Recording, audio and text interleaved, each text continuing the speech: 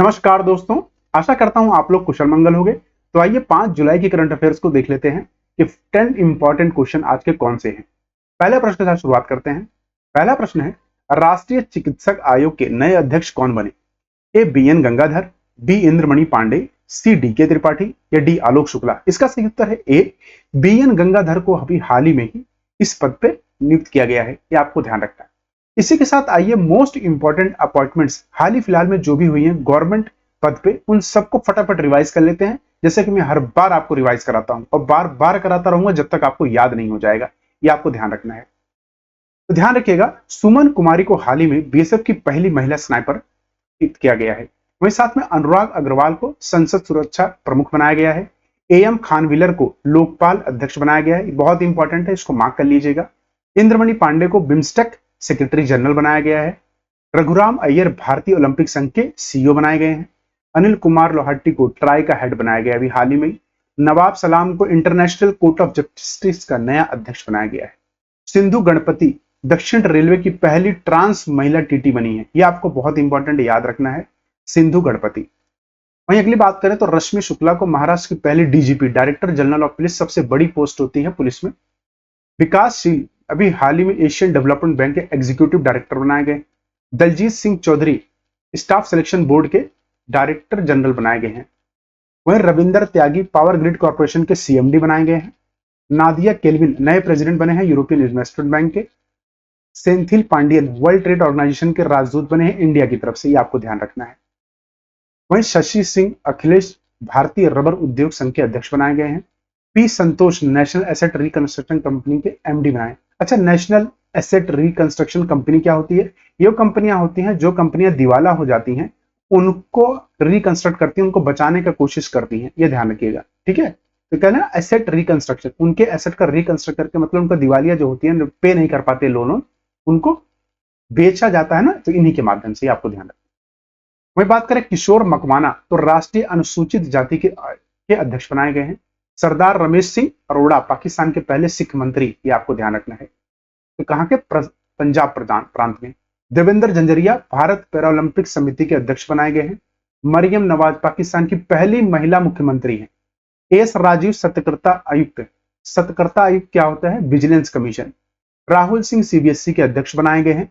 नवनीत सहगल प्रसाद भारतीय बोर्ड के अध्यक्ष बनाए गए हैं। ज्ञानेश कुमार सुखवीर सिंह संधू चुनाव आयुक्त, ये 2 बनाए गए थे, अभी याद रखना। अच्छा, आप मुझे कमेंट बॉक्स में बताइए हमारे मुख्य चुनाव आयुक्त कौन है? ठीक है, चीफ इलेक्शन कमिश्नर।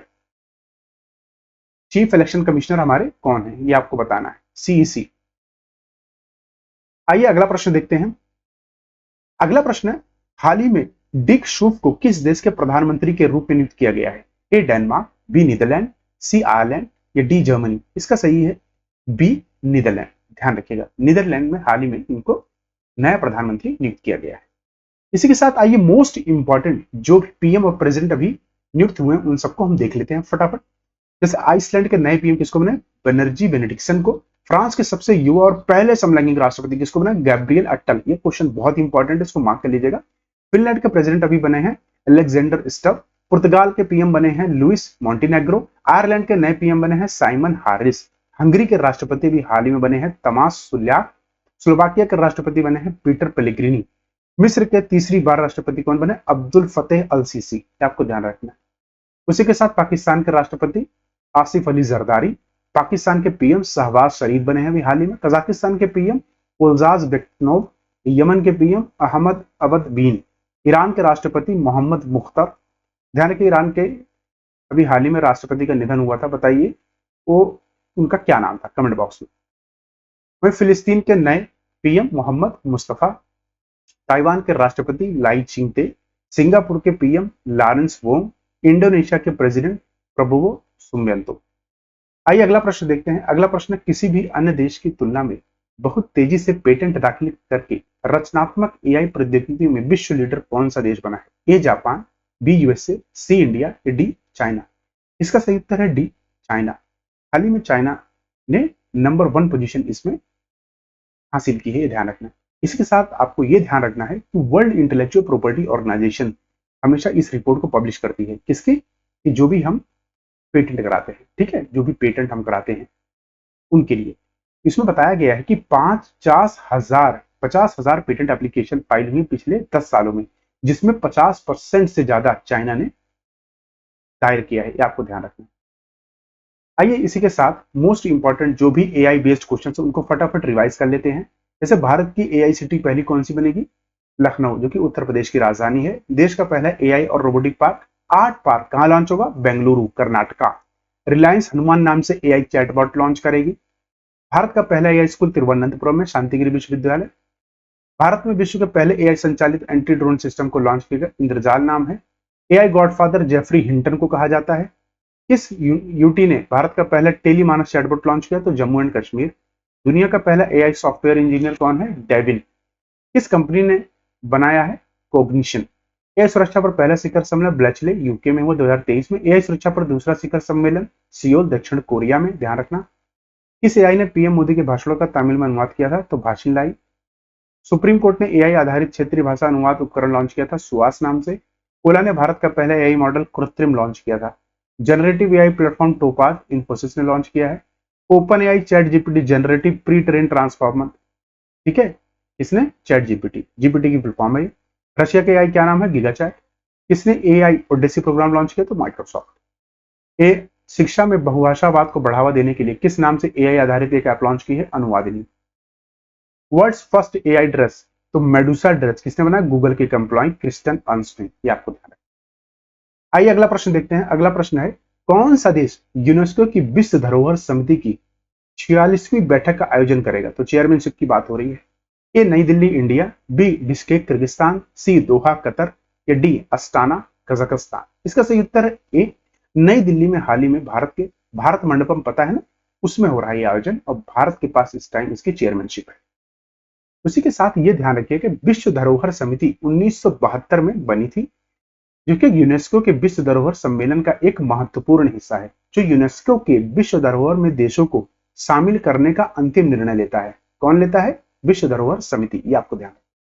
विश्व धरोहर सम्मेलन का उद्देश्य क्या है? कि दुनिया भर में प्राकृतिक और सांस्कृतिक विरासत की रक्षा करना। इसमें 194 हस्ताक्षर देश हैं। इसका गठन कब हुआ था यूनेस्को का? अगर हम बात करें यूनेस्को के गठन की, तो इसका गठन 1945 में हुआ था। मुख्यालय इसका पेरिस में, फ्रांस में है। और यहीं पर ही इस साल का क्या हो रहा है? ओलंपिक्स। ये आपको ध्यान रखना है। वहीं विशाल बी वर्मा यूनेस्को के भारत के स्थायी प्रतिनिधि हैं। अगला प्रश्न देखते हैं। अगला प्रश्न है, किस संगठन ने संपूर्ण अभियान समग्र विकास की ओर एक अभियान शुरू किया?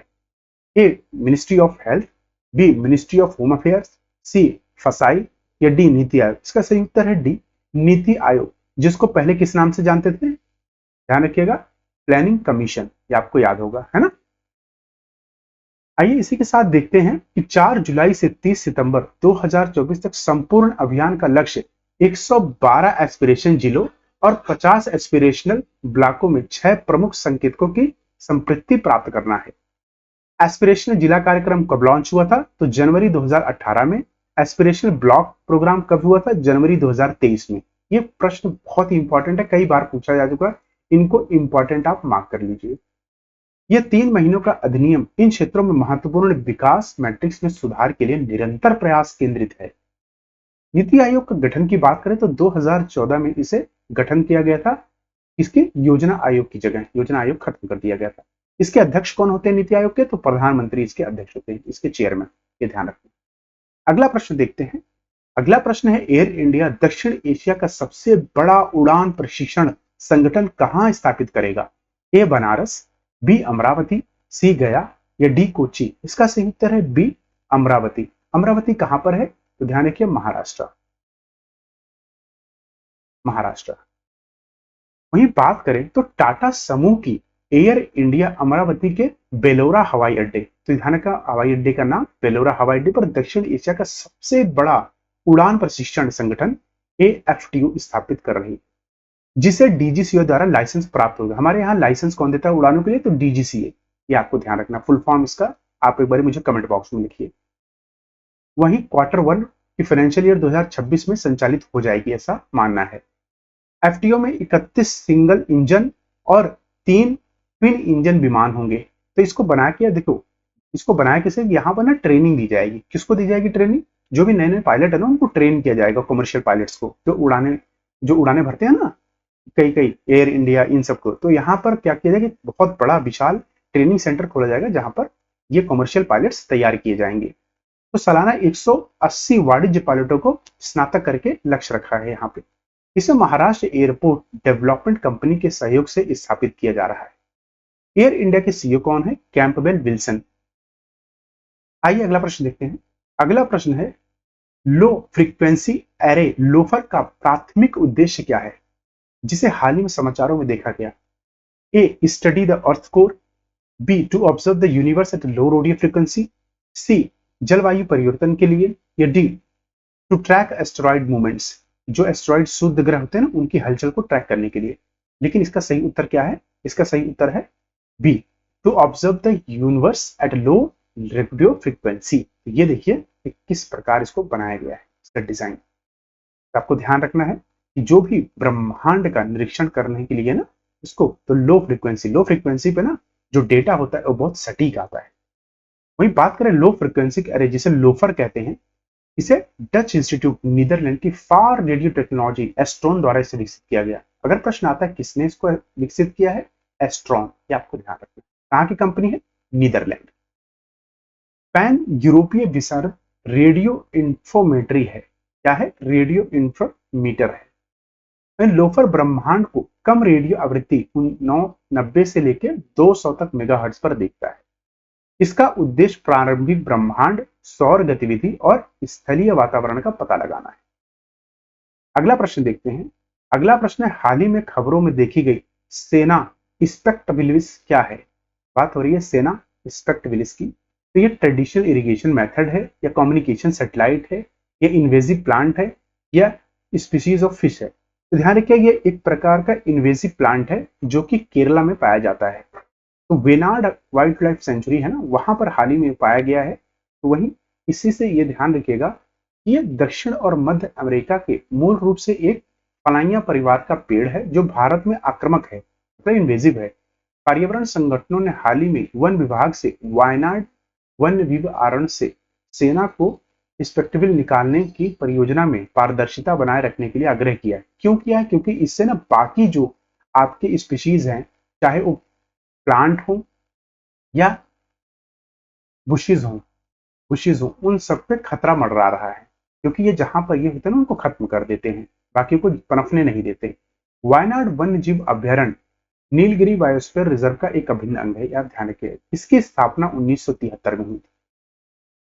आइए अगला प्रश्न देखते हैं। अगला प्रश्न है, हाल ही में किस राज्य ने औद्योगिक गतिविधियों को बढ़ावा देने के लिए निर्माण विधेयक 2024 पारित किया है। ए उत्तर प्रदेश, बी मध्य प्रदेश, सी तेलंगाना, या डी उड़ीसा। इसका सही उत्तर है ए, हाल ही में उत्तर प्रदेश ने पारित किया है। इसी के साथ देखिए उत्तर प्रदेश की कैपिटल है लखनऊ। इसका किस किन राज्यों से इसकी सीमा मिलती है, तो एक तो ध्यान रखिएगा यहाँ नेपाल, ठीक है, अंतरराष्ट्रीय सीमा। फिर यहाँ उत्तराखंड 1, हरियाणा 2, राजस्थान 3, और यहाँ आपका मध्य प्रदेश 4, छत्तीसगढ़ 5, झारखंड 6, बिहार 7, और यहाँ दिल्ली 8। एक यूनियन टेरिटरी, एक यूटी, और 7 स्टेट, और एक इंटरनेशनल बाउंड्री। आपको ध्यान रखना। इसी के साथ ये जान लीजिए, यह विधेयक औद्योगिक गतिविधियों को बढ़ावा देने के लिए राज्य भर में विशेष निवेश क्षेत्र SIR स्थापित करता है। वहीं ITPO और MFA के बीच एक समझौते ज्ञापन पर उद्देश्य MSME दृश्यता को बढ़ावा देने के लिए लखनऊ और वाराणसी में, कहां पर, लखनऊ और वाराणसी में नए सम्मेलन केंद्र के साथ कारोबारी माहौल को बढ़ाना इसका उद्देश्य है।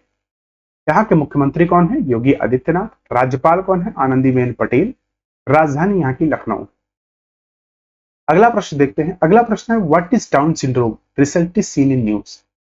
या viral infection affecting the nervous system, या मस्कुलर डिस्ट्राफी का एक प्रकार, एक आनुवंशिक विकार जो गुणसूत्रों को गायब होने के कारण होता है, या डी एक अतिरिक्त गुणसूत्र या गुणसूत्र के टुकड़े के कारण होने वाली स्थिति। सही उत्तर है a genetic disorder caused by missing chromosome. इसको ट्रिसोमी 21 भी कहते हैं, ये ध्यान रखिएगा। जेनेटिक डिसऑर्डर है मतलब बच्चा जब पैदा होता है उसी के साथ ये हो जाता है। इसमें क्या हो, बच्चे का पूरी तरह मानसिक विकास नहीं हो पाता, शारीरिक विकास रुक जाता है, क्योंकि इसमें जैसे हमारे 23 पेयर ऑफ क्रोमोसोम्स होते हैं, इसमें एक आध पेयर मिसिंग होता है, इसीलिए इसको 21 ट्रिसोमी के नाम से भी जाना जाता है। इसी के साथ यह संस्करण पूरा हुआ। आप सभी का धन्यवाद। कल फिर मिलते हैं नए लेक्चर के साथ। तब तक अपना ख्याल रखिए। जय हिंद, जय भारत।